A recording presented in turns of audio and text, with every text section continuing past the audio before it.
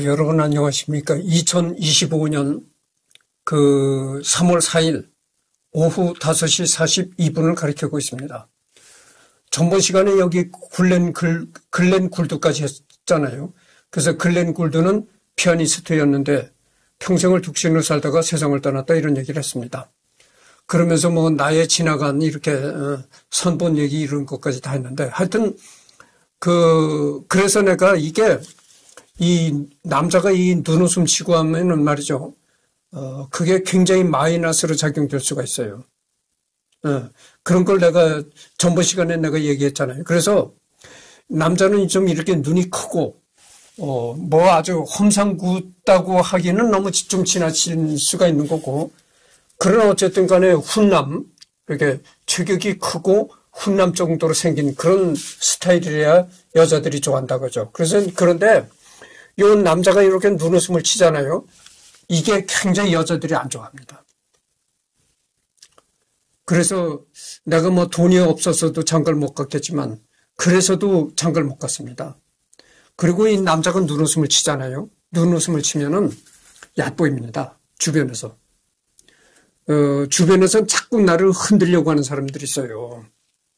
그게 뭐냐면 내 유튜브를 접속해 보면은 제일 상단에 뭐라고 돼 있습니까? 나는 사진과는 전혀 관계가 없는 사람이다 이렇게 썼잖아요.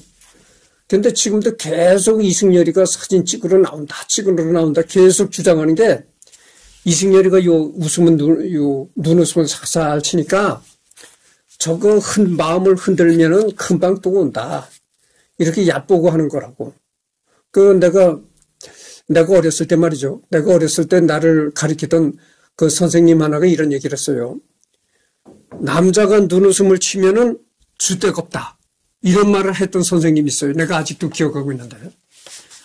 그래서 이 남자가 이렇게 눈웃음을 치고 이렇게 체격도 뭐 크지도 않으면서 눈웃음을 치잖아요. 그러면 뭔가 주관이 뚜렷하지 못하고 줏대가 없고 바람에 흔들리는 갈대처럼 이렇게 바람이 불면 이렇게 흔들리고 저렇게 바람이 불면 저렇게 흔들리고 이런 졸장부를 보는 겁니다. 그걸 한마디로 얕본다 이거죠. 남자로서 얕본다 이런 겁니다. 그래서 남자는 좀 이렇게 의지가 강해 보이고 그럴 필요가 있다는 얘기입니다. 딱 인상을 봤을 때 의지가 강해 보이고 성격이 강해 보이는 그런 외모를 갖추는 것도 득이 될 수가 있습니다. 그런데 자, 이승열이가 보니까 이건 나를 절대 비하하는 것이 아닙니다. 내가 어렸을 때서부터 약하다는 소리를 많이 들었다고 내가 그랬잖아요. 약하다는 게 왜 약하다는 소리를 들었나요?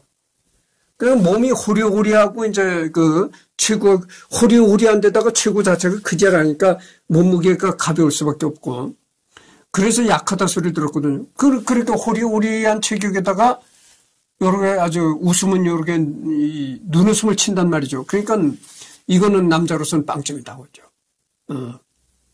그러니까 그렇게 남자가 눈웃음을 치면 얕본다 이거죠. 아, 저놈을 이렇게 마음을 이렇게 헛소문을 내고 저렇게 헛소문을 내면 헛소문 내는 대로.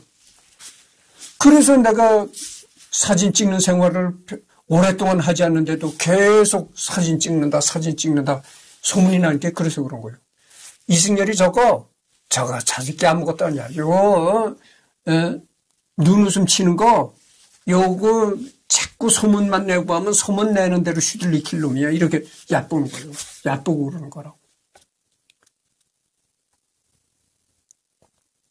그래서 학교 다닐 때 어느 한 선생님이 그랬었잖아요. 눈웃음 치는 놈은 줏대가 없어. 이랬다고 하잖아요. 그러니까 여자가 눈웃음을 치면 남자들한테 이렇게 어필을 할 수가 있고 그런데 이 남자가 눈웃음을 치면 말이죠. 이게 마이너스로 작용이 되는 겁니다. 그래서 내가 뭐 돈이 없어서도 장가를 못 갔지만 그래서도 내가 장가를 못 갔어요. 이 눈웃음 치는 것 때문에. 이게 제일 단점입니다, 내가. 그리고 나에 대해서 자꾸 이 쓸데없는 소문이 생기는 게 나를 얕잡아보고, 그래서 소문이 나는 거예요. 내가 나를 왜 얕잡아보는가? 눈웃음을 치거든. 여러분 그 이솝 우화에 팔려가는 당나귀라는 거 아시잖아요. 당나귀를 이렇게 두 사람이 당나귀를 메고 당나귀를 팔려고 시장에 가는데 가는 곳마다 사람들이 수근수근거려. 아니 저렇게 이 어깨에다 미면 저게 무거울 텐데 저게 두 사람이 이렇게 장대에다 해서 들고 가지. 응? 그러니 누가 떠들면 또 야 그게 옳겠다. 이렇게 해가지고 들고 가. 아니 그렇게 들고 가면 더 힘든데 업고 가봐. 이렇게 떠들면 또 업고 가. 그러다가 당나귀도 못 팔고 이제 죽도 밥도 안 되고 말았다. 이런 얘기가 나오잖아요. 그러니까 그 얘기가 전해주는 교훈이 뭡니까? 남의 얘기도 들을 필요가 있는 얘기는 들어야 되겠죠. 그러나 불필요한 얘기를 자꾸 듣지 말라 이런 얘기예요. 자기 주관대로, 자기 뜻대로 자기 주관대로 살아가라 이런 얘기입니다. 그래서 자꾸 소문을 내고 그러는 게 소문으로 저거 이승열이를 조종해 보려고 하는 거야. 그러니까 이승열이가 이제 사진과는 관계가 없는 사람이다 이렇게 딱 메인 화면에 써붙였는데도 불구하고 계속 이승열이가 사진 찍는다, 사진 찍으러 나온다 하는 게 자꾸 이 소문을 내면은 이승열이 행동을 소문으로 조종해 보겠다 이거야. 이승열이의 인생을 소문으로 조종해 보겠다 이런 얘기거든. 그게 아주 불순한 의도라고. 나를 아주 얕보는 행위죠. 그렇잖아요. 아니, 자기 인생을 자기가 살고 싶은 대로 사는 거지 뭐 남이 소문을 낸다고 소문대로 따라갑니까? 그래서 지금 7분을 경과했는데 좀 이 재미있는 얘기를 섞여가면서 해야 돼요. 그래서 남자는 이 눈웃음을 치는 게 최고의 단점이다 이런 얘기를 드립니다. 그리고 이번 주 토요일 날은 내가 원래는 정선읍에 가면 아리랑박물관이라고 있습니다. 거기를 촬영하려고 생각했었는데 강원도에 눈이 굉장히 많이 온다고 뉴스에 나왔잖아요. 근데 그게 뭐 금방 그렇게 녹지 않는다고. 이 차가 많이 다니는 길에는 금방 녹겠지만 다른 그 부분에는 그렇게 금방 녹지 않거든. 그래서 이제 여행지를 바꿨습니다. 저기 간월도라고 있는 충남 간월도라고 있는데 그게 한 5년 전에 내가 갔을 거라고 생각합니다. 근데 이번에 또다시 또 두 번째로 간월도를 갑니다. 그래서 5년 전에 내가 가서 하여튼 뭐 그 얘기는 그만두고 만일 베토벤이 인간 중의 거인이라면 바흐는 바로 하나님의 기적이다. 조아키노 로시니. 근데 여기 내가 전번 시간에도 얘기를 했지만 여기 나오는 얘기들이 말이죠. 그 바흐를 비난하는 얘기들이 없습니다. 전부 다 바흐를 극찬하고 그런 얘기. 그러니까 우리나라 말로 얘기를 한다면 이것이 덕담식이 되는 거죠.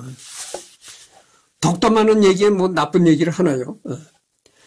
그의 소리는 사라진 것이 아니라 언어로는 표현할 수 없는 신의 명성에 오른 것이다. 알베르토 슈바였죠. 그는 작은 시냇물이 아니라 크고 광활한 바다라고 해야 마땅하다. 루트비 판 베토벤. 베토벤이 바흐를 이렇게 평가했다는 거죠. 그는 작은 시냇물이 아니라 크고 광활한 바다라고 해야 마땅하다. 그리고 화성의 시조다. 루트비 판 베토벤. 바흐는 불명의 화성의 신이다. 루트비 판 베토벤. 바흐 안에서 음악의 필수적 세포들이 하나가 된다. 신 안에서 세계가 그렇듯 그 어떤 다성 음악도 이보다 위대하지 않았다. 구스타프 말러. 이 구스타프 말러는 작곡가입니다. 클래식 음악 작곡가인데 내가 클래식 음악을 좋아하는 사람이지만 그렇다고 해서 전부 클래식 음악을 전부 좋아하는 것이 아닙니다. 때로는 유난히 좋아하는 작곡가가 있고 또 싫어하는 작곡가도 있습니다. 뭐 그거야 자연스러운 거잖아요. 자연스러운 감정이니까. 근데 내가 싫어하는 작곡가가 바로 이 구스타프 말러입니다. 말러는 싫어요. 내가 좋아하는 작곡가는 바흐도 좋아하고 또 베토벤, 모차르트, 그렇잖아요. 그 다음에 쇼팽, 슈만, 리스트, 뭐 브람스 이런 사람들 다 좋아하죠. 근데 이 구스타프 말로는 별로 좋아하지 않아요. 왜냐면은 구스타프 말로의 그 곡을 연주하는 걸 들어보면 별로 감흥이 안 와요. 마음에 그게 안 온다고 하죠. 바흐는 음악의 최고 천재다. 그는 모든 숭고한 사상의 핵심에 도달했고 가장 완벽한 방법으로 그것을 해냈다. 파블로 카잘스. 파블로 카잘스가 이게 첼로 연주자죠? 맞네요. 첼리스트 연주자입니다. 지난 80년간 나는 매일 똑같은 방식으로 시작했다. 그것은 기계적인 일이 아니라 내 일상생활의 필수적인 것이다. 나는 피아노에 가서 바흐의 두 전주곡과 푸가를 연주한다. 그것은 일종의 축복이다. 하지만 그것은 나에게 유일한 의미가 아니다. 그것은 내가 한 부분이 되는 기쁨을 누리는 세상을 재발견한 것이다. 그것은 삶의 경이로움에 대한 인식으로 가득 차 있고 인간이 되는 것에 대한 믿을 수 없는 경이로움으로 가득 차 있다. 그 음악은 나에게 결코 같지 않다. 매일 그것은 새롭고 환상적이고 믿을 수 없는 것이다. 바흐는 자연과 마찬가지로 기적이다. 이것도 파블로 카잘스 첼리스트가 얘기한 겁니다. 전부 여기 나온 얘기들이 그거죠. 전부 아주 극찬하는 그런 얘기들이죠. 그게 습관이라는 건 인정해. 바흐는 나에게 그런 기쁨을 줬기 때문에 나는 그 기쁨의 어떤 것을 다른 사람에게 가져다 주려고 한다. 그리고 한 번만 읽을 수 없는 책도 있다. 저 책들은 내 프로그램의 일부분이다. 나는 음악가가 평균율 클라비어 전 2권을 속속들이 알고 있어야 하며 가능하다면 많은 칸타타를 알고 있어야 한다고 믿는다. 나는 무슨 수를 써서라도 그것들을 내 학생들에게 주입시키려고 노력한다. 누군가 성경을 읽어본 적이 없다면 좀 이상해 보일 것이다. 나디아 블랑제 작곡가라고 하네요.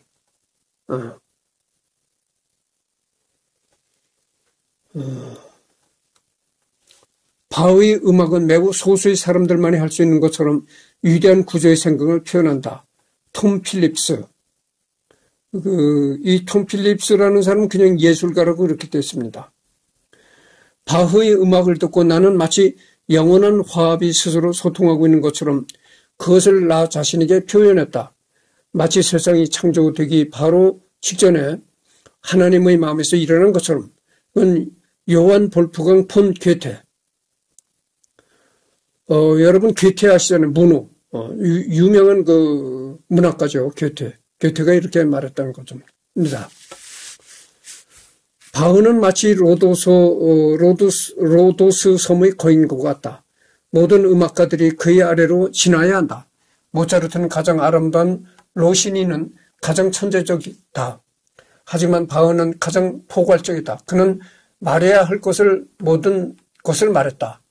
만약 바흐 이래로 쓰여진 모든 음악이 사라진다고 해도 바흐의 음악을 토대로 다시 재건할 수 있다. 이거는 샤를 구노 작곡가입니다. 클래식 작곡가가 이제 이런 얘기를 했다는 거죠.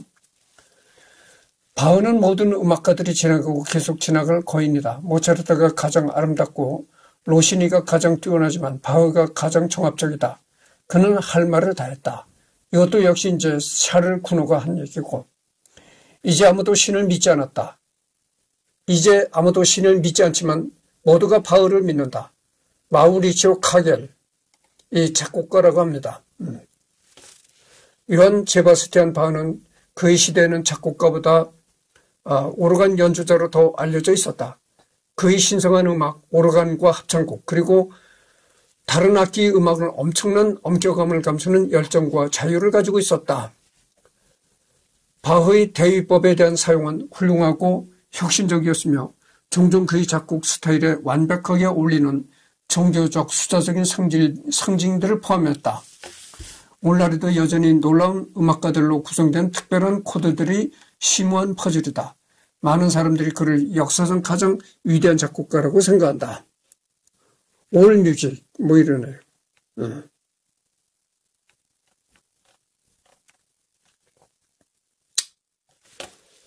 음악의 최고 결정권자이자 입법자이며 유상의 위대함에서 철학의 아리스토텔레스, 미술의 레오나르도 다빈치와 견줄 수 있는 거장이다. 그는 시어도 베이커 음악학자라고 되어 있습니다. 18세기 전반의 독일 음악 역사는 이를테면 극단적인 역설 속에 있다.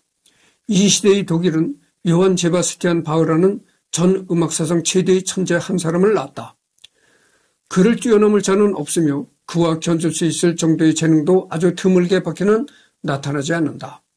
D.G. 휴즈, 유럽 음악의 역사 중에서 이런 얘기가 있다는 거죠. 종교는 내면적인 영적인 세계입니다. 그리고 저는 제 신 요한 제바스티안 바흐와 함께 있습니다. 제 말은 왜 안 되죠? 잭 케부키온, 병리학자. 바흐는 땅 위 모든 인종을 연결하는 끈, 에이트로 필라로푸스 작곡가. 음악은 그 최대한의 완전함을 바흐 안에서 획득하였는데 베토벤도 하이든도 그리고 가장 완전함에 접근한 모차르트조차도 끝내 바흐와 같은 완전함에는 도달할 수 없었다. 아르놀트 샌베르그, 이 사람도 이제 작곡가죠. 현대음악, 그러니까 모던 음악의 작곡가입니다. 클래식 모던 음악의 작곡가죠. 바흐는 내가 기독교인이 되도록 거의 설득한다. 로저 프라이, 화가. 신이 신이듯 바흐는 바흐다. 에토로 베를리오즈. 베를리오즈도 작곡가입니다. 클래식 작곡가. 내가 알기로는 이 베를리오즈의 환상교회 양국인가 어떤, 지금 내가 틀릴 수도 있는데, 내 기억에 떠오르네요. 신이 하나 있다. 그 이름은 바흐. 그리고 멘델스존은 그의 예언자다. 에토로 베를리오즈. 세상에서 가장 위대한 기독교 음악. 만약 삶이 나에게서 희망과 믿음을 가져갔다면 이 합창곡 하나만으로도 모든 것이 회복될 것이다. 이거는 펠릭스 멘델스존.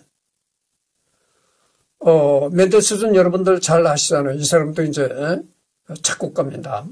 나는 음악의 역사적 진화에 대해 전혀 몰랐고 모든 현대 음악이 바흐의 덕택이라는 것을 깨닫지 못했었다. 니콜라이 림스키 코르자코프. 이 림스키 코르자코프도 참 그 유명한 작곡가입니다. 림스키 코르자코프의 그런 게 있잖아요. 지금 여기 신경 쓰다가 또 막혔는데 전람회의 그림 무슨 이런 곡을 작곡했어요. 림스키 코르자코프의 전람회의 그림 이런 게 있다고 떠오르네요. 어떤 음악가든 심지어 가장 재능 있는 음악가라도 맨 처음은 바흐이며 그 음악가는 2번째 자리를 차지한다. 파울 힌데미트. 이 힌데미트도 이제 그 클래식 모던 음악가입니다. 그러니까 클래식 현대 음악 작곡가죠. 힌데미트. 많은 위대한 작곡가들이 그렇듯 음악의 구성과 건축의 구성에서 유사함을 본다. 특히 바흐의 수학적 공식은 나에게 흥미가 있다. 대위법 주제에 관한 편주곡과 이 모든 수학적 게임과 탐험이 진행되고 있다. 웅장한 테마가 마지막에 반복되는 구조, 조각들의 순환적 특징성이다. 건축가로서 우리는 조화로운 전체 안에서 포인트와 대위점을 달성하기 위해 노력하고 있다. 마이클 월포드. 이거는 음악과는 상관없는 건축가가 이렇게 아주 바흐를 극찬했죠. 만약 한 음악가가 인간이 결점 없는 작곡에 가장 가까운 음악가 이름을 지으라는 요청을 받았다면 난 제바스티안 바흐를 선택할 것이라고 생각한다. 에런 코플런드. 이 사람도 이제 클래식 음악 작곡가죠. 종교가 그 창시자에게 은혜를 입었듯 음악은 바흐에게 은혜를 입었다. 이거는 슈만. 여러분들 슈만 너무 유명하잖아요. 그 슈만 하면 떠오르는 게 뭡니까? 헌정이 떠오르잖아요. 클라라와 슈만의 사랑 이야기. 어떻게 비브라토 없이 바흐가 그렇게 많은 아들을 낳을 수 있었는지 모르겠다. 파울 힌데미트. 모던 작곡가입니다. 요한 제바스티안 바흐는 모든 것을 완벽하게 해냈다. 그는 철저한 사람이었다. 프란츠 슈베르트. 이 슈베르트는 너무 유명하죠. 바흐는 과거가 아니라 미래, 어쩌면 가까운 미래에 속한다. 조지 버나드 쇼. 이 사람은 이제 음악과는 상관이 없는 문학가죠. 버나드 쇼. 바흐는 암호의 도움으로 가장 멋진 별들을 찾는 천문학자 같다. 프레데리크 쇼팽. 여러분 쇼팽 너무 유명하잖아요. 제바스티안 바흐와 모차르트를 구별할 수 있는 것은 이 두 위대한 표현주의 작곡가가 결코 표현의 형식을 희생하지 않았다는 점이다. 그들의 급행 열차가 치솟을 수 있는 한 그들의 음악적 형식은 최고로 훌륭하고 만능으로 남아있다. 카뮤 생상. 여러분 생상 유명하잖아요. 작곡가잖아요. 클래식 작곡가. 이 생상이가 작곡한 그 유명한 곡들도 많은데 지금 여기다가 신경 쓰느냐고 언뜻 떠오르지 않습니다. 생상의 하여튼 동물의 사육제인가 그런 곡도 있었고 그렇습니다. 그저 동물의 사육제 중에서 하여튼 그 백조의 어디 있고 그래요. 바흐를 공부하라. 거기서 모든 것을 찾을 것이다. 요하네스 브람스. 브람스도 유명한 그 작곡가죠. 근데 브람스 하면은 여러분들 브람스 모습을 보셨으라고 생각합니다. 수염을 길러가지고 아주 수염이 여기까지 이렇게 한 가슴까지 오는 그런 사람이었어요. 구렛나루, 그렇게 수염을 기르니까 이 구렛나루까지 이렇게 그런 털보였었는데, 한마디로 털보였었는데, 이 사람이 브람스도 독신을 살다가 죽었습니다. 그래서,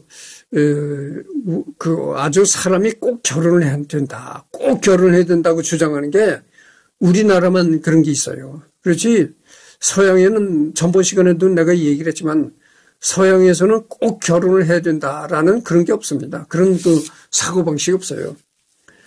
물론 결혼을 할 수 있다면은 결혼을 할 수 있게 모든 경제적인 여건, 모든 여건이 돼 있다면 물론 결혼을 하는 게 좋겠죠. 혼자 사는 것보다야. 그렇지만 그런 여건이 안 된다면 굳이 결혼할 필요가 없다 이런 얘기입니다. 그리고 이 서양에서는 결혼을 안 하고 혼자 산다고 해서 얕보거나 그런 것도 없어요. 이 서양에는 남의 사생활에는 일절 관여를 안 합니다. 이 서양이 그렇습니다. 그렇기 때문에 이 서양에서는 이 결혼을 꼭 해라 마라 이런 게 없어요. 그게 우리나라에만 그런 겁니다. 음악에 대한 사랑이 반드시 모든 시대의 작곡가에 대한 사랑을 의미하는 것은 아니지만 음악에 대해 진정한 사랑은 바흐에 대한 사랑 없이는 존재할 수 없다. 드미트리 카발렙스키, 소련의 대표적인 작곡가. 바흐는 종착역이다. 그로부터 시작하지 않는 것이 없으며 모든 것이 오직 그에게 이른다. 알베르트 슈바르트. 작곡가들의 태양 아우구스투스 프레데릭 크리스토퍼 콜만. 이게 독일의 음악학자라고 했네요. 모든 시대의 가장 놀랄만한 수수께끼 같은 인물이며 음악사상 가장 놀랄만한 기적. 리하르트 바그너. 여러분들 이 바그너가 또 유명하잖아요. 바그너, 푸치니, 하여튼 세 사람이 여기 신경 쓰다가 딱 안 떠오르는데, 오페라 세 사람의 거장이 있잖아요. 바그너, 그다음에 푸치니, 또 한 사람이 있는데 그 지금 언뜻 떠오르지 않습니다. 하여튼 그렇습니다. 음악의 호메로스, 빌헤름 프루트뱅글러. 듣게 해주고 느끼게 해주고 소리가 마음에 속삭이는 것을 생활의 차디찬 나날 속에서 따스움과 빛을 내리시기를. 요한 볼프강 폰 괴테 평균율 클라비어 곡집에 대해서 다음과 같이 표현하고 있는데 바흐에 대한 그의 경외심을 읽을 수 있다. 바흐는 우주를 바라본다. 그를 경험한 후에 사람들은 결국 삶의 의미가 있다고 느낀다. 헬무트 발야, 오르가니스트라고 하네요. 모든 인간의 감정에 대해 동감을 잘했던 인물이다. 그러나 동시에 객관적으로 감정들을 그려낸다. 인간에 대해 이해하지만 간섭하지는 않는 작곡가다. 인간의 조건과 환경에 대해 과학적이라 할 정도로 연구를 많이 했고 상상력을 동원해 표현했다. 때로는 심각하면서도 톡톡 튀고 즐거운 것이 바흐의 음악이다. 그렇기 때문에 나는 바흐의 음악이 단지 클래식 음악 또는 바로크 시대 작품이라 생각하지 않는다. 인간이 만든 가장 위대한 것 중 하나다. 모든 사람에게 적용될 수 있기 때문이다.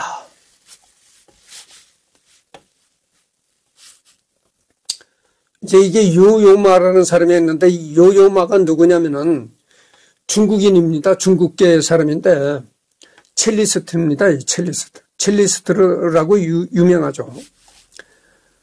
지구에서 딱 하나 내놓을 수 있는 음악가가 누구냐면 바흐라고 생각합니다.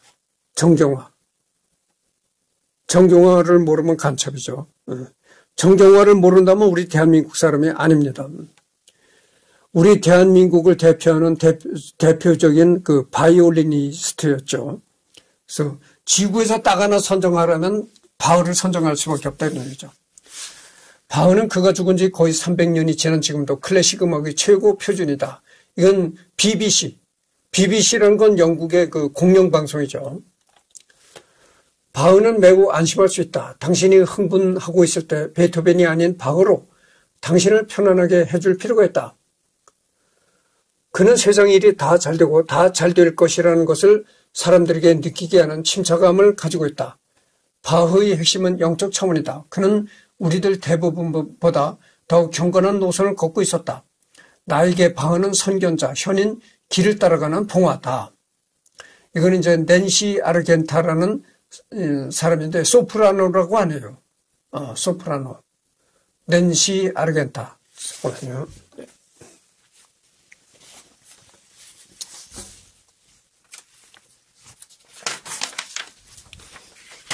이 낸시 아르겐타를 언젠가 하여튼 뭐 지나가겠습니다.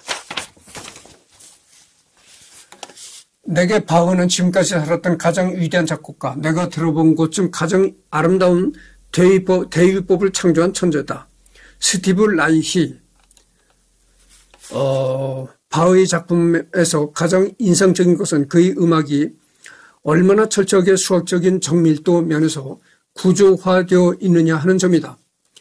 그 내면의 건축의 아름다움은 일종의 우주적 질서, 즉 신의 손길을 드러낸다. 대척점과 조화에 믿을 수 없는 시너지와 수평과 수직이 일관성 있는 전체로 연결되는 방식에 놀라움을 금치 못한다. 한편 이러한 기술적 측면에 대한 구체적인 지식도 없이 그의 음악의 순수한 우주적 결과는 가장 신비로운 방법으로 청취자에게 깊은 감동을 준다. 에르키스 벤 튀르, 에스토니아 작곡가라고 합니다. 바흐의 음악은 위대한 감정과 불같은 기질을 보여주는 동시에 지적인 예술로서 상상할 수 있는 가장 높은 작곡의 정상이다. 과거 음악과 자기 시대의 창작물을 종합한 것은 물론 미래에 대한 대담한 비전이기도 하다. 진은숙. 이 진은숙이가 또 이게 한국 사람의 위상을 높이는 작곡가입니다. 이 진은숙이라는 여자가 클래식 작곡가거든요. 내가 알기로 있기는 이 진은숙 씨가 지금 서독에, 독일 서독에서 이제 지금은 독일이 통일이 됐으니까 굳이 서독 동독 갈 필요가 없죠. 하여튼 독일에 거주하는 걸로 내가 알고 있어요. 근데 이 진은숙 작곡가의 동생이 여러분들 잘 아시겠지만 무슨 토론회 같은 데 잘 나와서 하는 지금 여기다 신경 쓰니까 또 딱 막혔는데 하여튼 진아무개 교수가 있잖아요. 이 이름이 딱 지금 떠오르지 않는데 토론회 같은 데 나와서 이 열정을 쏟는 하여튼 교수가 있습니다. 그 교수의 누나죠.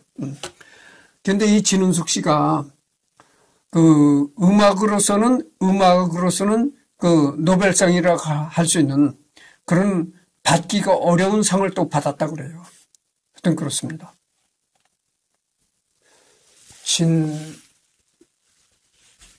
하여튼 그 교수 이름이 딱 떠오르지 않는데 여기 신경 쓰다 보면 이렇게 딱 다른 게 또 막히고 그래요.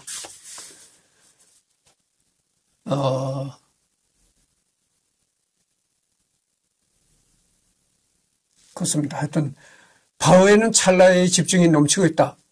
저 위대한 핸델이 빛나는 작품보다도 바흐의 조용하고 진수, 여길 들어가면 그 동생의 이름이 나올라나 모르겠네. 진중권 교수네. 동생의 이름이 나오네요. 여러분들 토론회 같은데 자주 나와서 열정적인 토론을 벌이는 진중권이라는 교수 알잖아요. 그 진중권이가 이 여자의 여동생입니다. 그래서 여기 보면 서울여자고등학교 졸업, 서울대학교 음악대학 작곡과 졸업, 함부르크 음악대학원을 졸업했다. 석사학위를 받았다. 이런 얘기네요. 그래서 하여튼 이 여자가 지금 독일에 거주하고 있는 것으로 알고 있고, 음악에서 최고로 받기 어려운 음악계의 노벨상이라고 할 수 있는 그런 상까지 받았다. 그래서 클래식 음악계에서는 그래도 이름 있는 작곡가다 이런 말씀을 드립니다. 이거는 빌레름 프루트 뱅글러가 했고, 만일 샤콘느를 연습하십시오. 하지만 50세가 될 때까지 연주하지 마십시오. 안드레스 세고비아. 그토록 마르지 않는 영감이 나올 수 있었다는 사실에 경탄하게 된다. 바흐의 작품들 가운데 행사용 작품들이나 주문에 의한 작품들과 그 자신이 마음에 끌려 쓴 작품들을 구분해 내기는 쉽지 않다. 이런 관점에서 볼 때 칸타타들은 마태 순환곡 같은 가장 유명한 작품과 마찬가지로 종교적인 성악곡의 범주에 넣을만하다. 바흐는 타성에 젖어 작곡을 하기도 했고 같은 제재를 반복해서 다루기도 했지만 나는 전혀 느끼지 못했다. 또한 우리와 함께 그의 칸타타 작품들을 차례로 연주했거나 녹음해 보았던 사람들은 거의 100여 곡이 넘는 칸타타를 들으며 그토록 마르지 않는 독창성과 영감이 한 인간으로부터 나올 수 있었다는 사실에 새삼 경탄하게 된다. 니콜라우스 아르논쿠로. 지휘자라고 하네요. 지휘자 첼리스트. 지휘자이면서 첼리스트 연주도 한다. 이렇게 되어 있네요. 니콜라우스 아르논쿠로. 이제 사망을 했습니다.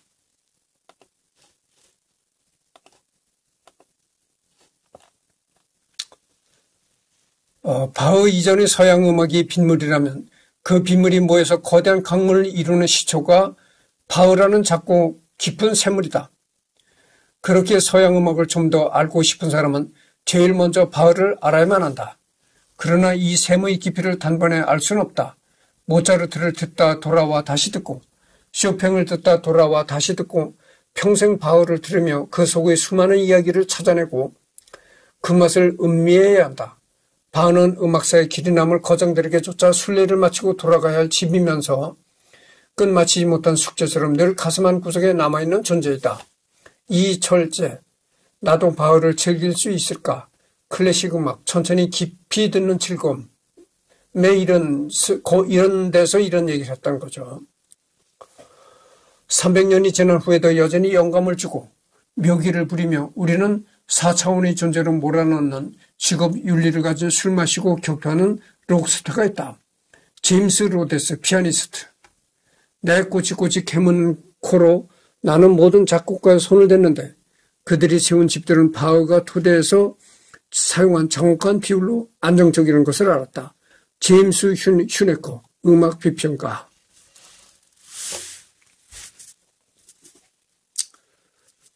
바흐의 음악은 생각나게 하는 음악이다.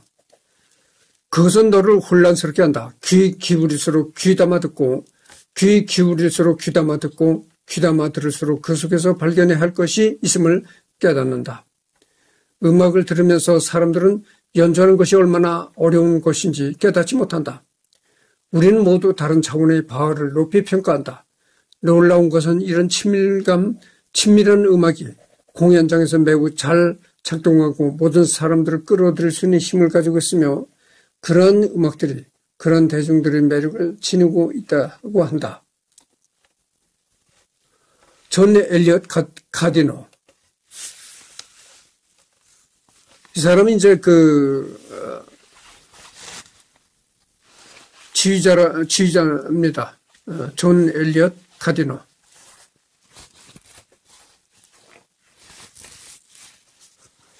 바흐가 당신을 감동시키고 싶다면 당신을 울리기 위해 그는 음악적으로 극적으로가 아니라 이 일을 한다. 그는 말로처럼 자신이 얼마나 슬픈 존재인지 말하기보다는 표현성이 무엇인지 설명하는 장치를 사용한다. 바흐의 음악은 음악에 관한 것이다. 그는 그의 자료에 대해 질문한다. 종종 색색의 베이스 라인을 보면 다른 바로크 작곡가에 대한 훨씬 덜 관습적이어서 그리고 기념비적인 구조물들과 같은 화산의 리듬, 아삭아삭한 플랫폼은 음악을 거대한 음파 속에서 앞으로 나아가게 한다. 마테 순환곡은 서양 고전 음악 전체에서 더 강렬하고 더 고통스럽게 움직이는 한 작품이 있을까?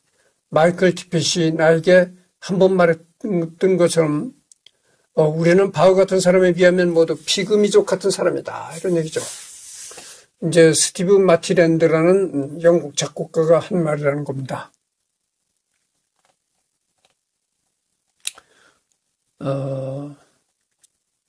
어떻게 설명해야 할지 모르겠지만 바흐는 최고의 작곡가예요. 너무나 완벽해요. 모차르트보다는 또 완벽하죠. 음악 자체가 매우 단순해 보이는데 깊이 들어가면 아주 복잡해요. 그것은 대위법은 완벽해요. 어떤 음악 완벽함 속에서도 연주자 자유 또한 완벽하게 보장된다는 점이 놀라워요. 이 지용이라는 사람이 이런 얘기를 한 겁니다. 지용, 피아니스트네요.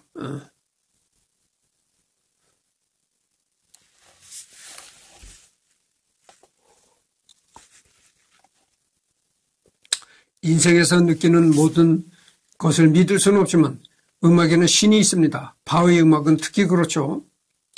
자신보다 위대한 존재가 있다는 것은 느낌을 주거든요.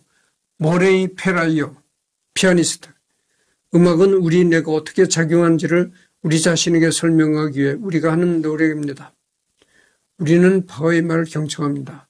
왜냐하면 이것은 인간의 마음을 경청하기 때문입니다. 이건 이제 루이스 토마스라는 의사가 이런 말을 했다고 합니다.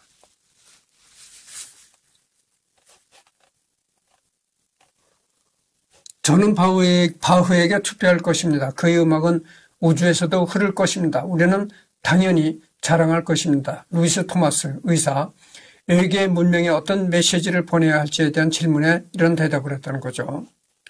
제가 바흐의 음악이 이해가 되었을 때 저는 콘서트 피아니스트가 되고 싶습니다. 바흐는 제게 제 삶을 음악에 바치도록 시켰습니다. 그리고 저를 그의 세계에 소개한 사람은 바로 그 선생님입니다. 리나 시몬. 제2에서 바흐는 세계 역사상 가장 위대한 음악 혁신가다. 그는 시대에 비해 매우 진보했다. 그의 음악에는 영적인 깊이가 있다. 여러분은 그것을 들을 수 있고 그것은 명상과 같다. 브라이언 윌슨 추초.